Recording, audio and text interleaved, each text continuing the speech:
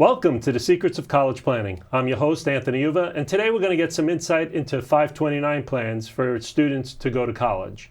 My guest today is Patricia Roberts. She is the Chief Operating Officer for Gift of College, and welcome to the show. Thank you, Anthony. Delighted to be here. So usually I start my guests where they went to college. So where'd you go to school? All right. Well, I grew up in eastern Pennsylvania on the border of New Jersey in the beautiful Lehigh Valley. Oh. And for college, I decided to go clear across the state to the western portion to Duquesne University in Pittsburgh. Oh, yeah. Fantastic. So let's go back into high school first. Okay. Was it freshman year, senior year of high school when you started thinking about going to college? What year did it all begin for you? I was a first-generation college goer, so my parents had not gone to college, but I was very intrigued about the idea of doing so, and I began thinking about it, I would say, as early as 9th grade. Wow, fantastic. So was Duquesne College, was it the only school that you applied to? Were there many different schools? How did you end up going there? Interesting story.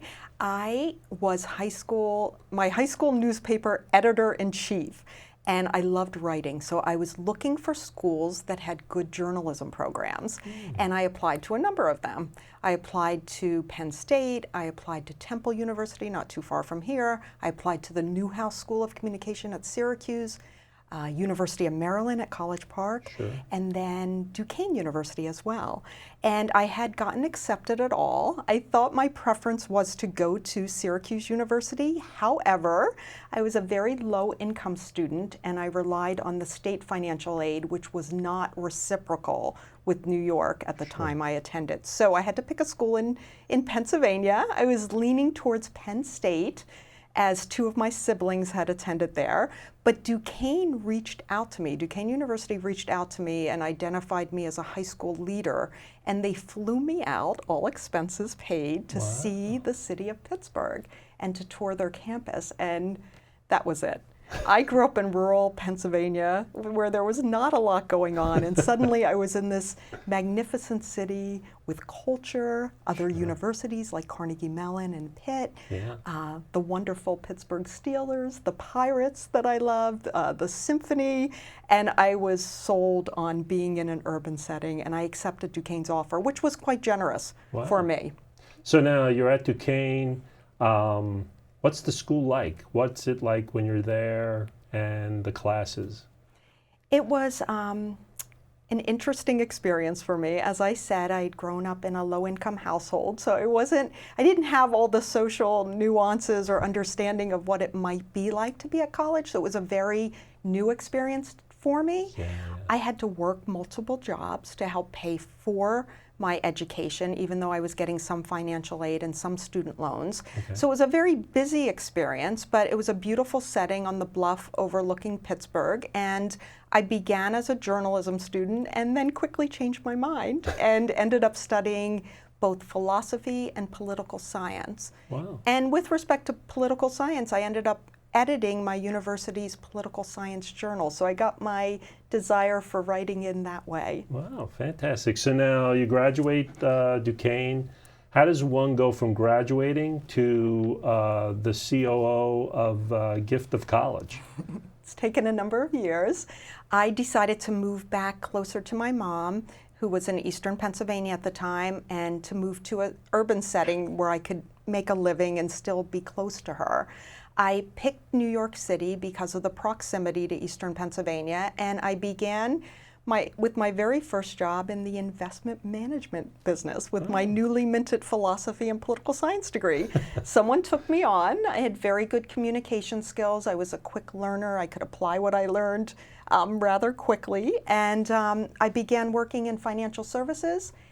And 6 or 7 years later, I thought, I would go to law school at night. Wow. And that is what I did. So while working full-time at Smith Barney at the time, I attended Brooklyn Law School at night. It took me 4 years, but I acquired my Juris Doctorate degree, and then I began practicing law. Wow. Yeah, and it was during that time when I was practicing law at the parent company of Smith Barney, Citigroup, that I developed expertise in Section 529 of the Internal Revenue Code.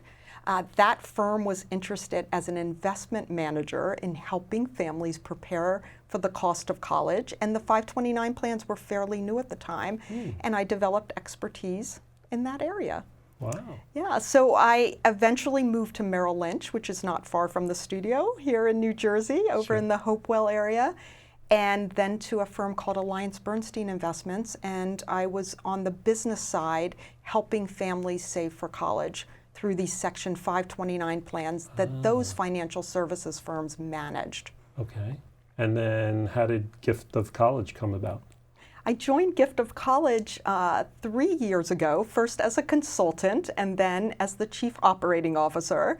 And I was intrigued by the fact that this firm had come into being. It is a crowdfunding for college entity, and it enables individuals to invite their friends, family, and employers to help with the cost of education by contributing to a profile that the individual set up online. Wow. This firm expanded in 2016 to begin developing gift cards, and I brought one with me. These gift cards are offered in retail settings. They're sold locally here at select Target stores, at Barnes & Noble, across the country, at other retailers as well. They're sold at walmart.com and also on our own website. And what individuals can do with them is to give them as a gift to someone, not knowing whether or not they're currently saving for college, but that gift card can become their very first investment in a 529 college savings plan. Wow. So I often give them as baby shower gifts. I'll buy something small to accompany the gift card, but I hear from the recipients that because I gave them that gift card, they started saving for college and started doing so quite early in their child's life. So the beauty of these gift cards is that you don't need to know whether the person's currently saving, and you certainly don't need to know which plan they're saving in, because the gift card will work with any 529 plan. The individual sets up a small profile on our website, giftofcollege.com.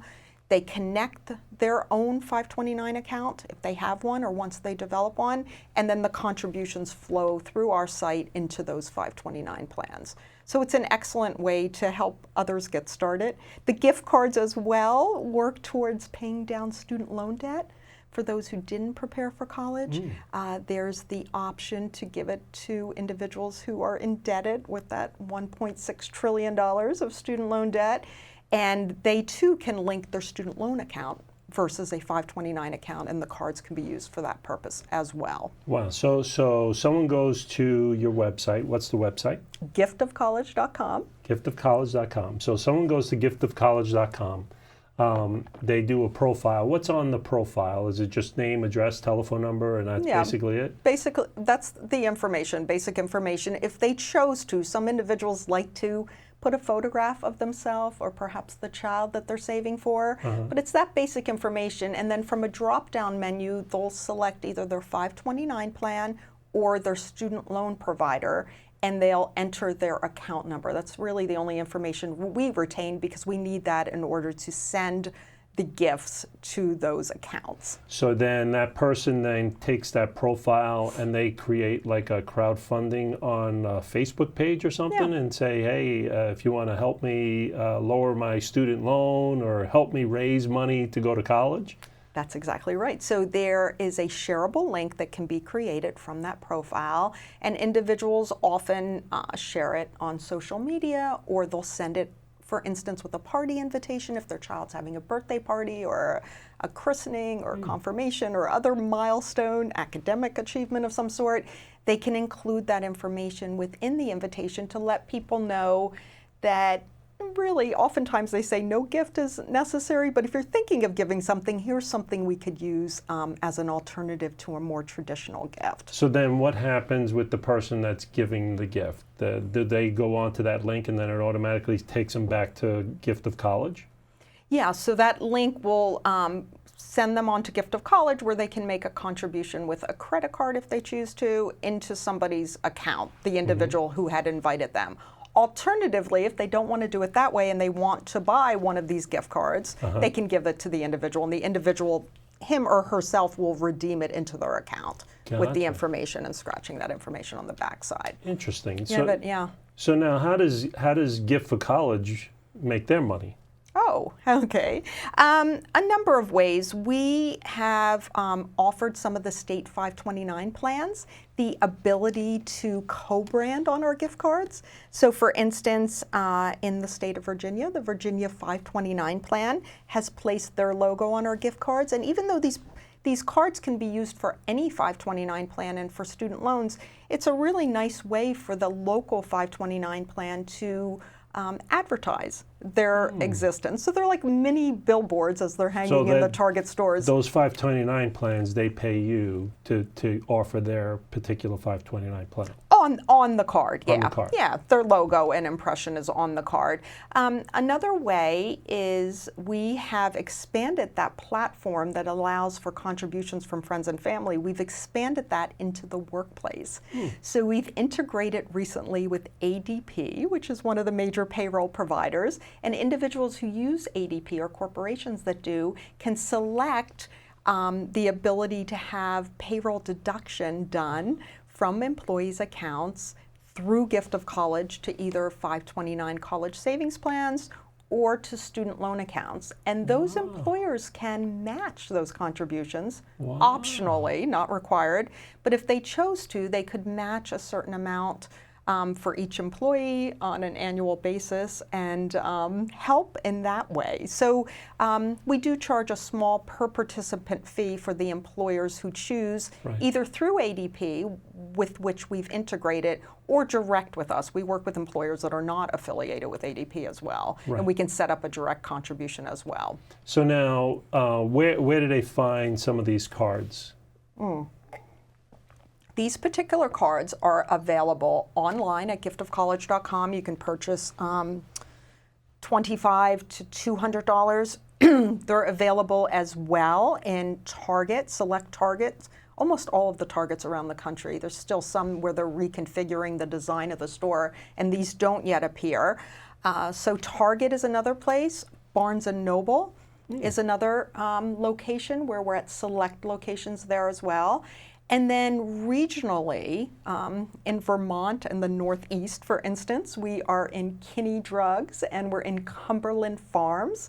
Cumberland Farms is in a number of the northeastern states. We're available at those stores, and I believe Cumberland Farms now has our cards in Florida at their stores. And then there is a store called Save Mart in California. Sure.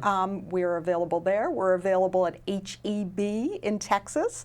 And the number of retailers is growing. I mean, it's really a socially responsible card to be offering among the many other cards that are sold. So now, with the student debt climbing each and every year, that's one of the things that people look at as well, right? So how do they set up? Is it the same way they're setting it up for a 529 plan? They set up just their student loan to pay it down? Is that all they're doing? So individuals will link either a 529 plan, college savings plan, or student loan account to their Gift of College profile. And those who are linking the student loan account will use it as a way to make additional contributions towards their outstanding balance. Oftentimes those individuals are set up for direct pay from their checking or savings account so they don't miss a payment. But this is an ancillary, an additional way to make some important payments that can help pay down that debt. So now, does it go directly to that student loan, or does it go into an account and then they take it out and send it to the student loan? It passes through Gift of College directly to the student loan company. Wow. For the benefit of the individual whose profile it's passed through. Right. Now, 529s, I know that you can't take the money out before someone goes to college. Is that correct, or is that not correct? I can fill you in on 529. First of all, 529, those college savings plans are named after the section of the Internal Revenue Code that really authorized them into existence. So there's Section 529 college savings plans because that's the section of the Internal Revenue Code. These plans are tax-advantaged vehicles that allow individuals in the U.S., because it's linked to the U.S. Internal Revenue Code, to save for college without paying tax as their savings grow. So they're saving on a tax advantage basis. The accounts are growing tax-free, and if used for qualified higher education expenses, that growth is never taxed. So that's really the advantage of these plans. At the federal level, they're never taxed. Beyond that, more than half of the states offer a state tax deduction or credit for contributions into 529 college savings accounts. And if you're in one of the states that enables that, it's an additional benefit for families. They can take it off of their state tax obligation each year. In terms of what the accounts can be used for, they can be used for tuition, fees, room and board, books and supplies, computers if needed for the university, and so a broad range of expenses, and they can be used at qualified higher education institutions. And there's a search tool on the United States Department of Education site that will show you which colleges and universities they can be used at.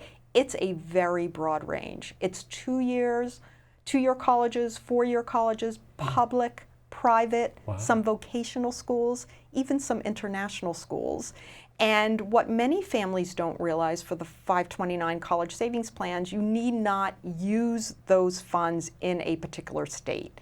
You can invest in any 529 plan. You don't even have to invest in your own states, although it may be advantageous to do so if there's a tax deduction or other reason that you find it attractive. But you can use those funds really anywhere across the country, and in some cases across the world, for a wide range of educational purposes. Now, you asked about what would happen or when can you use that money. So traditionally, you'll use it when the child is ready for college. If the child receives a scholarship, for instance, and doesn't need the funds, a parent can withdraw the money and without penalty, and they will simply pay the state and federal tax that they hadn't paid on the growth. Remember, it had been growing all along tax-free. If you pull it out for another purpose, not because the child received a scholarship, but because you really need it for some other purpose or you've changed your mind about this, there is a 10% federal penalty on the growth only, so that gain on the account. And you'll pay the federal and state tax, as I had said. Many families realize that the accounts are very flexible in design, and they really don't ever have to pull out that money that they put away. The parent is always in control, so if the child decides not to go to college, the money does not become theirs upon reaching the age of maturity. It remains the parent to decide what to do with. So if a child defers college or is going in a different direction than the parent would prefer, the parent owns that account and it remains within their control. They can change it at any time to another beneficiary, a family member of the original beneficiary. That could be a sibling of that original child. It could be the parent, him or herself, or spouse. It could be a cousin. It could be an adopted child. Or it could be the child itself. It could be the child itself if they chose to use it later on. Yeah. So the card, is the card like a debit card? Can they buy things on the card? No, not at all. They have to give it to the university? This card is redeemed into the 529 college savings account. It gets deposited in the account, just as if all other contributions have been made into the account. So no, this is not a debit card. This is used for the purpose of depositing it into the 529 account. It's a single-use card. So the person you've given it to can do two things with it. They can deposit it into a 529 account, or they can pay down student loan debt. They cannot do anything else with it. So it's really from the 529 account that eventually these funds will be used. Interesting. And so how many people are utilizing something like this? Has it grown over the 3 years you've been there? Yeah, it has grown. We're really expecting to see, well, we've grown in terms of the number of users of our mechanism online. It's grown in terms of the number of retailers that are selling the cards, and it's also grown in terms of employers now getting engaged with us through this payroll deduction platform and also through use of our cards. So many employers have existing rewards and recognition programs.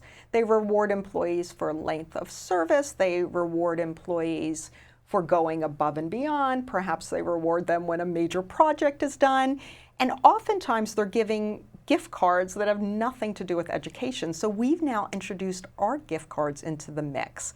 And we have a number of employers who are beginning to use them, and they tell us they're very popular. I mean, as opposed to getting an Xbox gift card or something else that's not as meaningful, this gift card really helps towards the future. Yeah. And it helps employees who are either paying down student loan debt or those trying to save for a loved one.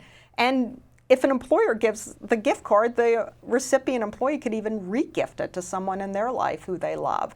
So we're really excited. We think one of the best ways to reach individuals across the country is through employment.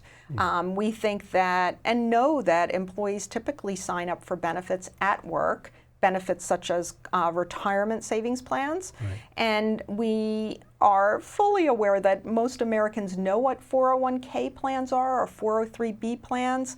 Unfortunately, nearly 70% of Americans have never heard of 529 college savings plans. So we think the workplace is a terrific place to acquaint employees with these plans, to get them signed up if they haven't already, and then to begin taking money out of their paychecks and attributing them towards their accounts. There's a great statistic from a firm called Strategic Insight that shows that individuals that put money in from their paycheck before the money passes their hands save a tremendous amount more than those who contribute otherwise. I think it's at $30,000 on average if the account value if they're contributing from their pay at work. If they're contributing from their checking or savings account, again, once the money's passed their own hands, it's more like $17,000 on average. So that's a big difference. Sure. And it happens to be the way I saved for my own son was to do it at work, and it was tremendously helpful. He's now at college. And it really makes me proud to have done a little bit at a time through my pay. Sure. So you talked about there's many different types of 529 plans. As a parent, how does a parent figure out, how do I pick the right 529 plan? How do I know that I should go to a particular state to utilize it? Do they just talk to a financial planner? Or do they go to a bank? How does one figure all this out? Mm-hmm. Very good question. There's a number of ways to figure out which plan would be most suitable or appropriate for a particular family. Many families decide to go it on their own. There's a ton of information on the internet that can be extremely useful to families. Many others consult with financial advisors or registered investment advisors, financial planners. Those individuals can be extremely helpful. They have a good sense of a family's total financial picture, and they might have a really good sense of how 529 will fit into that, given everything they know. It's not essential to go to a financial advisor of any sort. Mm-hmm. It's helpful if you happen to have one, but it's also quite easy to research on your own and to make a selection on your own. There's a wealth of information. Through our website, giftofcollege.com, we have a section called About 529 Plans. We're not recommending any particular plan. We're not in the business of doing that, but we do provide a tool that allows individuals to look at each state plan. Every state, I think except for Wyoming, has one or more plans. Wow. So someone could go to our site. There's another website called collegesavings.org, that has some terrific information as well about 529 plans. So it's quite easy to find out about these plans and to help one assess what might be best for them. Most individuals start by looking at their state plan. If there is a tax advantage that seems to be valuable, a state tax advantage, one would want to consider that. There may be some other benefits. Some states actually match contributions to incent people to contribute. So looking at one state plan is a good idea. It's not at all essential to pursue one state plan, but it's a good place to start. And some individuals have multiple plans, just as you do with other investments. Maybe you want a little bit of money in your own state plan and something else is of appeal to you elsewhere. What's important is that people start saving. And that's the next question. When do they save? Do they save as soon as they're expecting a baby, or do they start saving when they're a freshman in high school? You know, people go about it many different ways. We're hoping to inspire people to start as early as possible. Time's on your side when the child is young. What we also say, we certainly say it's never too early to start. So when someone is expecting, they can set up an account. They can set themselves up as the beneficiary because the beneficiary has not yet arrived, and you can change that beneficiary, as I said previously, to someone else, so the actual child, when they're here. But it's also never too late to start. You know, families should not be discouraged if they haven't started saving. What's important is that they get started as soon as they can. Even if the child is in high school or middle school, I mean, there are years left in which account balances can accumulate. So I think people should get started as soon as they can, and to not feel bad if they haven't started already, because every dollar saved is that much less that will need to be borrowed and repaid with interest. So starting whenever you can is a great thing. And if you're not certain you have enough money to put in, many of these plans allow individuals to get started with just $25. There's a number of plans that allow you to start with even less than that. Wow. So getting the account open and then inviting friends and family, either through our tool at giftofcollege.com or through the 529 plans. Almost every 529 plan has a wonderful mechanism to invite friends and family. Get the account open and start telling friends and family that you really don't need anything else if that's the case. It's a smart thing to do. So we're coming to the end of our show, and usually I ask my guests what advice you want to give to the parents, about 529 plans. Sure. I can speak from my own experience, having saved for my son, who's now a junior at Clark University in Worcester. It feels great to have saved and to be able to not be stressing out at this stage in his academic career. I would suggest that families, first of all, visualize that type of experience they want to have when their child is ready for college. What do you want it to be like? Do you want to be stressed out, or would you want to be sleeping pretty well at night knowing you've done the best you can? Sure. Visualize that experience and hold that visual close to your heart as you go through the years ahead. I certainly suggest people start as early as they can, whenever they can, and to invite others to contribute as well. I think that's great. And if they possibly can get their employer to agree to take it out of their paycheck for them, I think that's the best thing that they can do. And without that, set up some other automatic way of funding, but just do it. It really feels good. Well, good. Thank you for coming. I appreciate it. You're welcome. So you've been watching The Secrets of College Planning. I'm your host, Anthony Uva. Until next time.